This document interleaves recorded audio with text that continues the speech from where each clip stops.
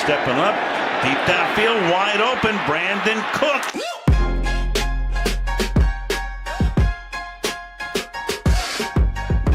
He was just hit by a locomotive. Green and white, we take the fight. On the field under Philly lights. Claws out sharp like midnight's bite. We don't play small, we take it all. Fly, eagles fly, soaring through the sky. Touchdown dreams we amplify. Fly, eagles fly, hear that battle cry. With a storm you can't deny. Wings spread wide like destiny's glide. Philly pride, we can't hide. Every yard, every stride. E-A-G-L-E-S, ride. Fly, eagles fly, we rule the sky. Champions rise, fly, eagles fly. You're now on the Philly Gridiron.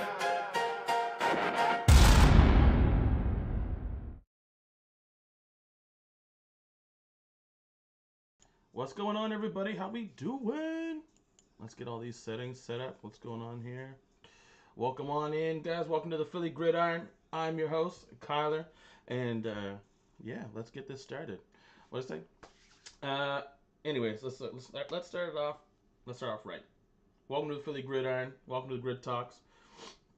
No filters, just Philly football. Welcome on in. Thanks for coming on in. It is a Victory Monday, guys. Listen, that was a big wins yesterday. We're gonna get into a bunch of topics here.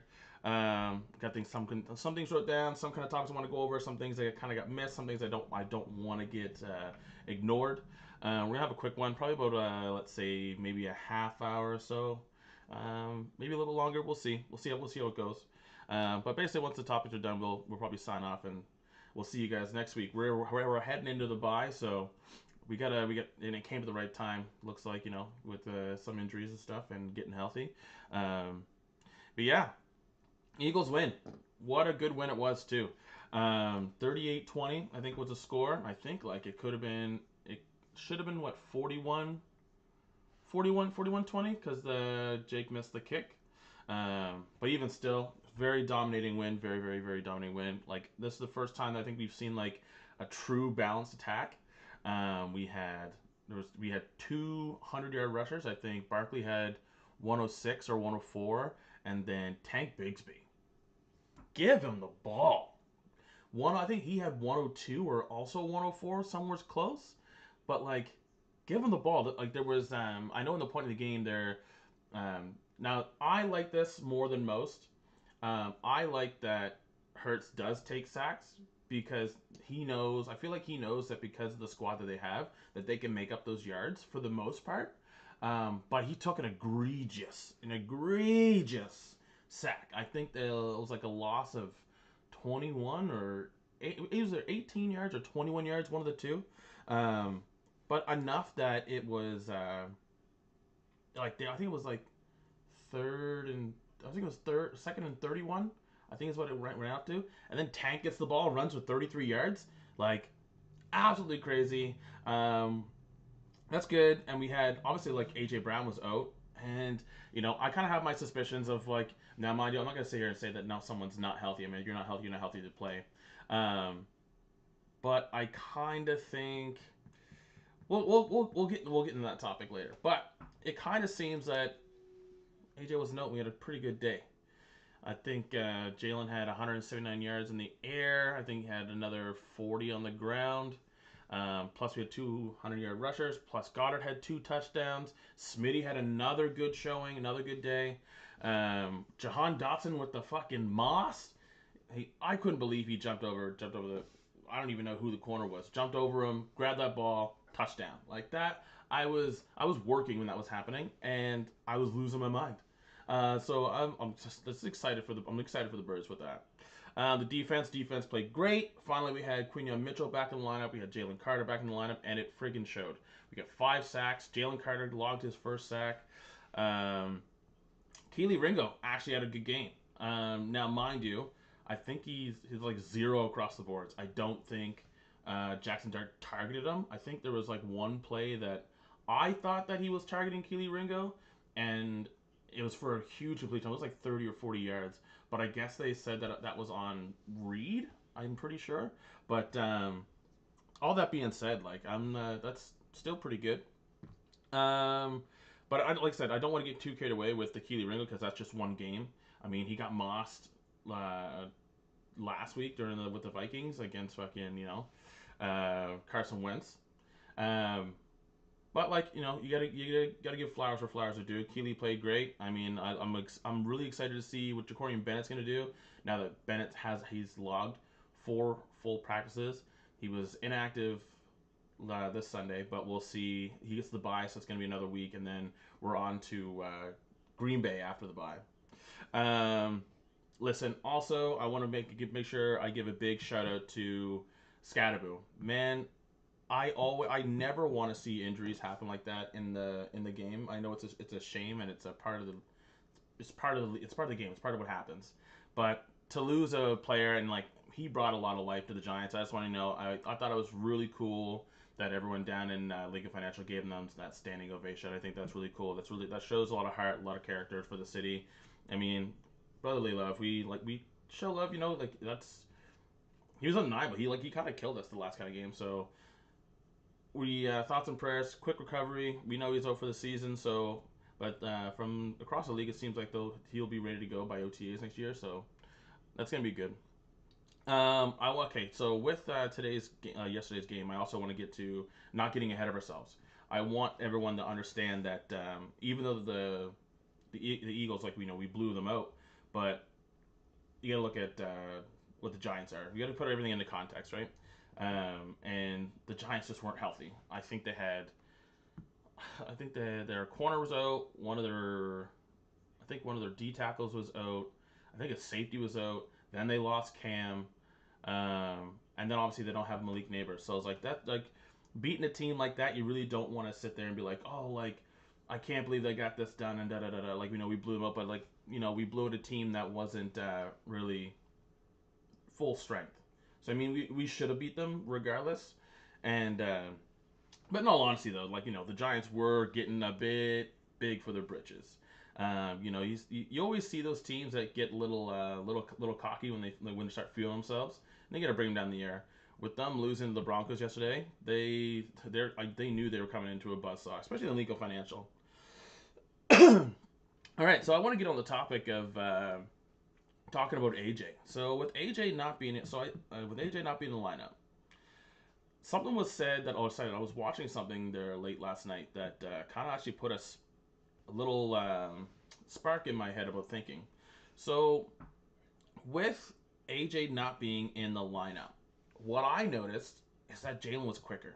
It seemed like he was processing what the defense was showing and where he wanted to go, like a lot faster. Mind you, there was a couple. I think he got sacked 3 or 4 times, but I mean that's still fine. I'd rather him take sacks than throw interceptions any day. We can always cover up those yards, as we did with Tank Bigsby.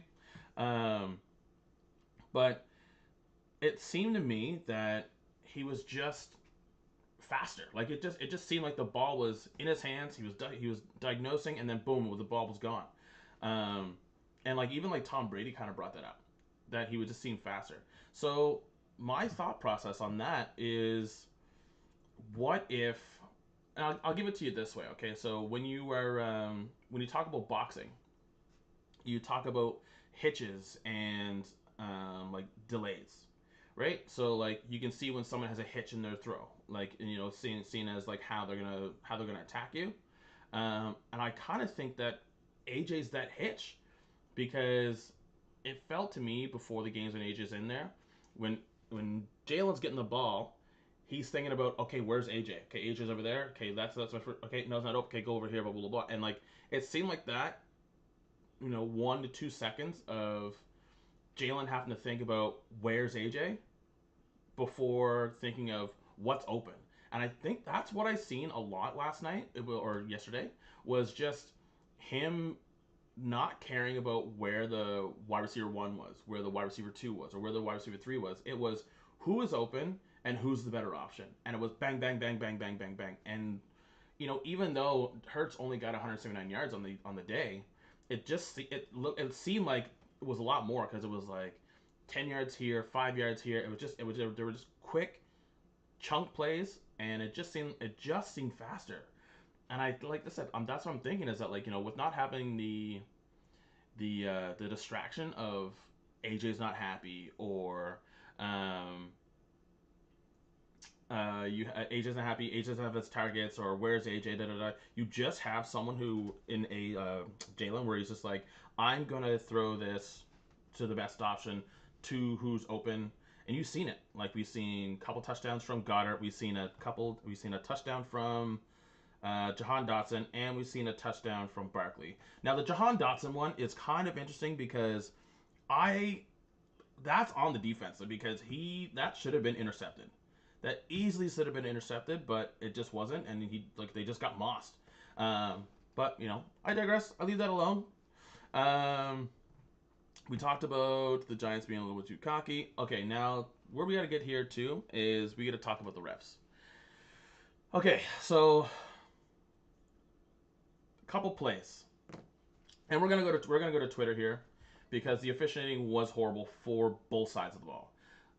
Did Hurts fumble on the 4th and 1? I'm not gonna deny it 100%. Usually they're still fighting for yards. They're pushing. No one's down. Jalen reaches. Thibodeau reaches out, strips it. That's a fumble. It should have been called a fumble. It should have stopped. But I mean, and I say, like, that's a break, because there was a lot more plays that were a lot more egregious. And let's see, let's bring up so we got this here. Okay, this is one of the first plays here. Hurts is coming down, and any other quarterback, this would be considered illegal contact. Look, he's on his way outside, and he gets rocked, thrown off to the sideline. That's a flag. Doesn't get called. He's clearly giving himself up. He's going outside. He's not fighting for more yards. Gets blasted, goes on.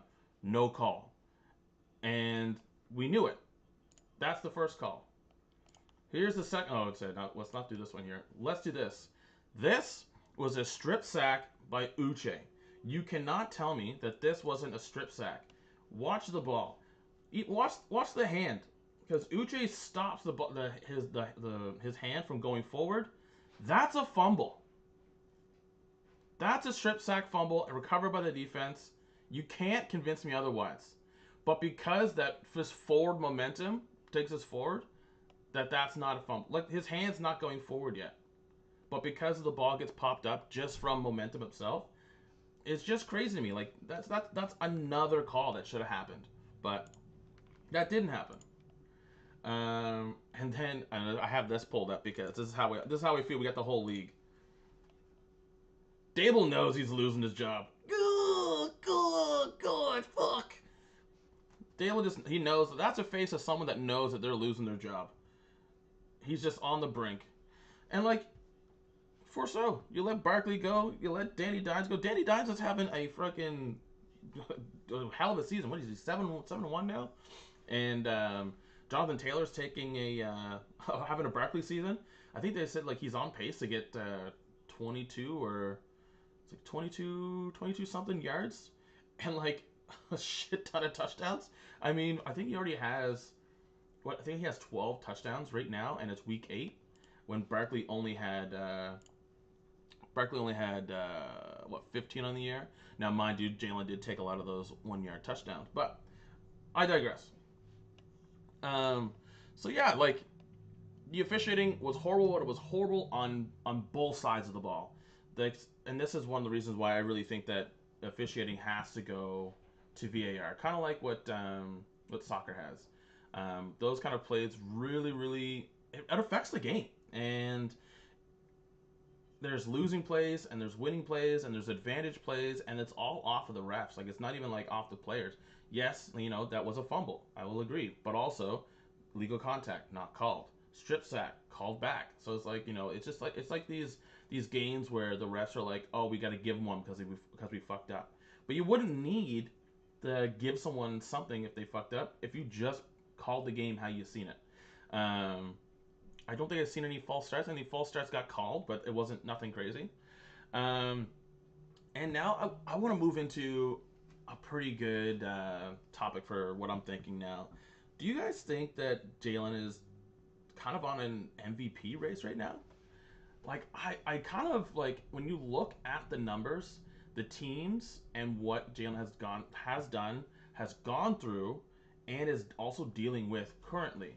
You got to think. So Jalen has never had the same offensive coordinator since he's been in the league, since he's been in college, and even it goes back all the way to high school. I think it's like something like 10 or 11 different coordinators he's had since he was 17, I think, and I think he's 26 now. So like for 10 years, he's never had the same caller in his ear, which is that in itself is pretty crazy to me. But if you look at just this year, okay, we have what week 1 was against a fully loaded Dallas team that you got now. Mind you, now we see that how bad the defense is. Especially we're gonna go over that too. But even still, they went up against Dallas, went up against a healthy KC. Other than they didn't have Worthy, right? Yeah, they didn't have Worthy and they didn't have Rashee Rice, but the defense was still good. So you guys still and you're still going against Mahomes. So win against Mahomes, then you come back home and you go against a healthy Rams team who's always played you close. You win that game. You go to Tampa, win against Baker, who's also on an MVP run, who is also playing with healthy players, and a vaunted defense. Like, you got to think that Tampa Bay has always had Philly's number, and we came up with the win. Now we lose to the Broncos. That was week 5. That was a tough fought game, and I mean that really came down to the wire, and that just came down to the defense just kind of like really shit in the bed. But it's okay, And also, you see it now. Denver's pretty good. I think they're 6-2. They won last night. We're going to talk about that. Trust. And then we went up against Then he also went up against the Vikings. Sorry, excuse me. Which had the number 1 passing defense, and Jalen cut them up. Right? So in the last 2 weeks, Jalen has had 7 touchdowns. So I got it written down here. What's Jalen on pace for right now? So he's on pace for, and this would be almost a record year for passing yards. Not so much, but he's up to 3,600 passing yards. But the big number here is that Jalen's on pace to have 32 passing touchdowns.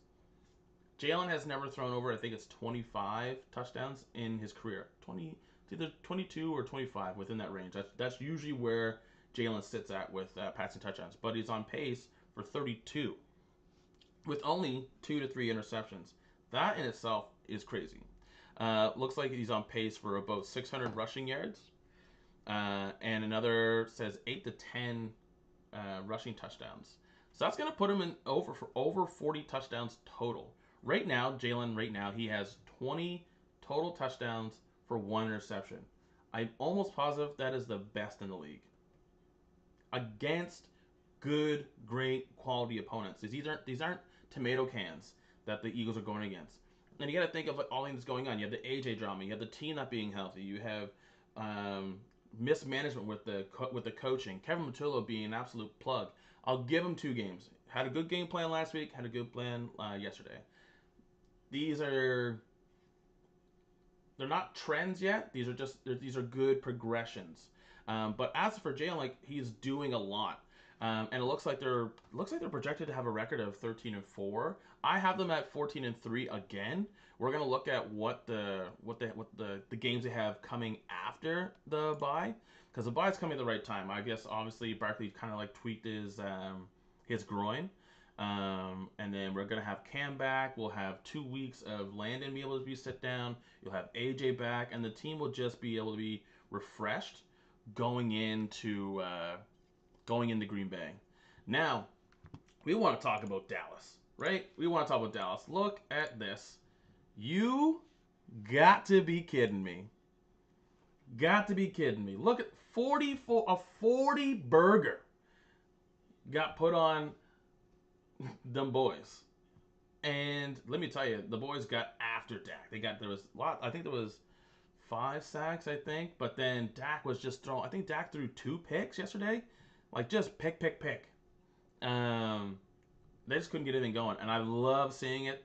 You know, Giants lose, Cowboys lose, and then we have tonight's game is KC and Washington. I don't see Washington win that game. Who knows? You know, we'll see. But if they lose that game, that literally puts us 2 games up. I think it puts us 3 games up into the division. Us going into the bye, everyone else has to play, so maybe they lose next week or whatever have you. But it puts us big time in the driver's seat for winning the division, which that's good seeding. The road is good. The road is good, and I love seeing this. Honestly, I'm a big fan of Bo Nix. I can't complain. So we're going to the bye, right? It's gonna be a good time. I think we're gonna get players healthy, and I want to look at what we have coming up here. This is what I got.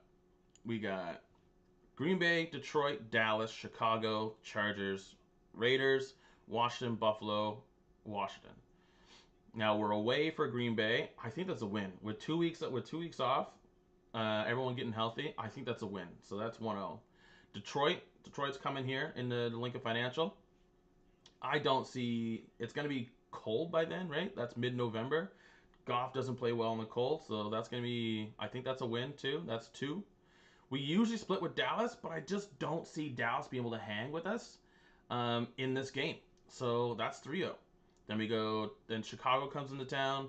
There's no way we lose to Chicago. So our next big kind of test would be the Chargers. And I kind of feel like we have the Chargers too. So that's what, 1, 2, 3, 4, 5-0. Raiders aren't doing anything to us. I think that's a win. Washington away. This is the first game. So we're coming into the nitty-gritty of the season. So it all depends on where we're at. So the first game, we're away. I'm going to give the benefit of the doubt, and I think that we might lose this game. Might lose the away game. I'm going to say, yeah. And then maybe we do win this game and we lose the home game. Maybe because I know, seriously, I think that I feel like we're gonna split with Washington. I feel like with everyone in the NFC is such a hard division that we always end up splitting with 1 to 2 teams, and we already split with the Giants, and I think we split with Washington. And I'm wondering if do we win the away game and then sit the home game, all of our starters down in the home game, depending on where we're at. But then we have Buffalo at home. Now that is going to be kind of a big game, because even though it's the last sort of weeks of football, do we need that game? It's all those last 2 games all depend on where we're already at in seeding. Do we need to play? Do we have the 1 seed locked up? Do we have the 2 seed? Do we have the 3 seed? 1, 2, or 3? And then if we have those seeding, then it's why would you injure people? Just have your bye week. No one's going for crazy records. I don't see Barkley, we're not getting that 2K rusher. We're not breaking any other records, so there's no really point in trying to push players to play. So I do have them, we're at 2 losses right now, so 1 to 2 more losses right now. So I'm thinking it's either Washington or maybe Buffalo. But I think it's going to be Washington. I don't see us losing at home. But yeah, I think that's going to be, we'll see. I think once we figure out where we're locked up at. But it's good. We're good. We got the game there tonight. That's, 9 o'clock. And that's KC and Washington. So we'll kind of see how that goes. I think if I get home in time, maybe I'll go live for that game. As I don't think we've ever done lives yet before. I want to give we're basically reaching the end of the stream. I want to give a big shout out to my video editor right now. That's Wannabe Productions, and they did our intro song with the videos, with the clips, and I'm super stoked on them. I can't wait. You guys can check them out in the Twitter and on their Twitter, and I'll have handles there for them too as well.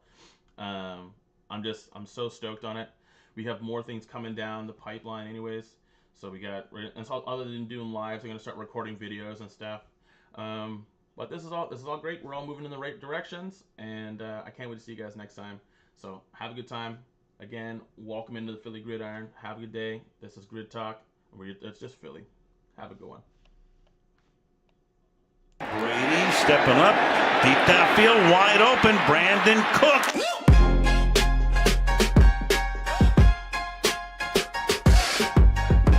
He was just hit by a locomotive. Green and white, we take the fight. On the field under Philly lights.